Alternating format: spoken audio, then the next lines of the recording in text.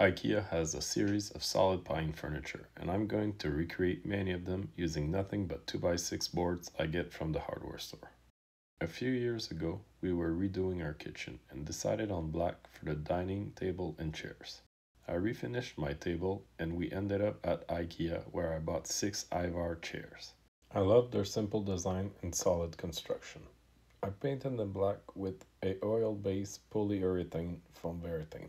And then I added cushions that I also got from IKEA. I was looking at their coffee tables for inspiration on what I wanted to build next. I need a coffee table in my living room and I wanted to match the style of my kitchen table.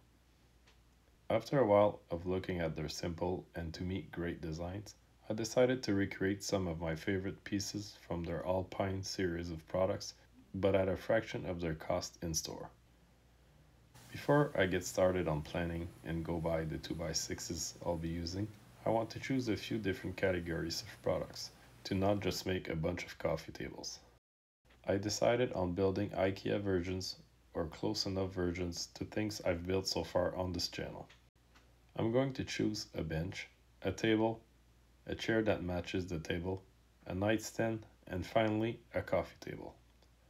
Those images are items I've built. The full build videos of each of those is on my channel.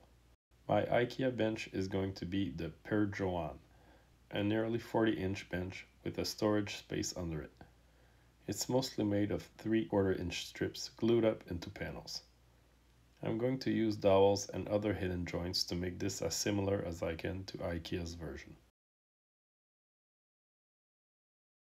For the table, I'll remake the Ingo. It's a very similar to the one I've built.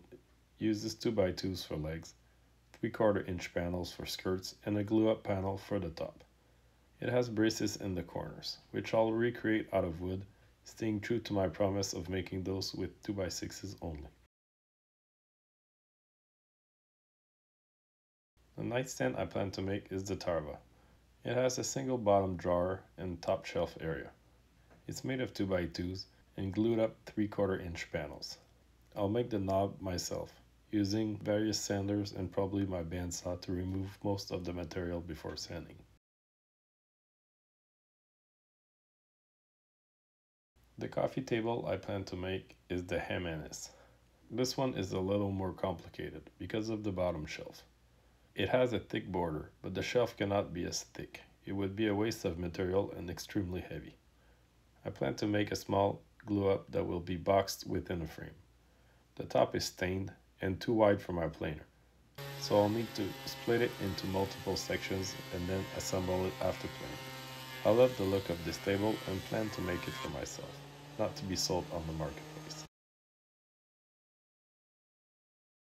Finally, the last item here is the IVAR Chair.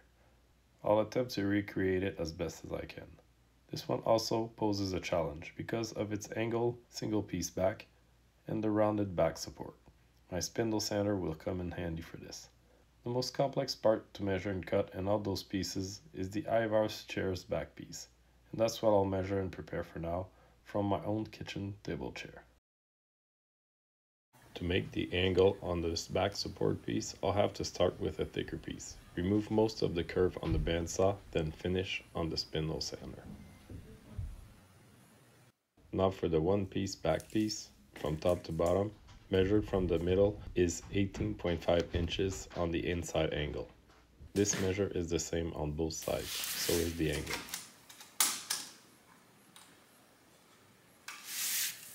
The measure from the table to the middle point is 3 inches and a quarter. With this information, we can trace this piece on wood without having the original chair. I'll show you how in the next video.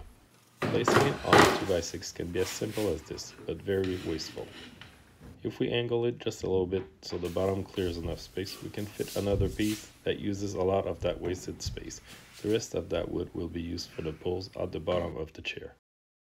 In my next video, I'll be making this IVAR chair.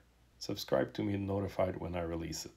Thanks for watching, and I hope you enjoyed this linked above if you want more, and see you next time.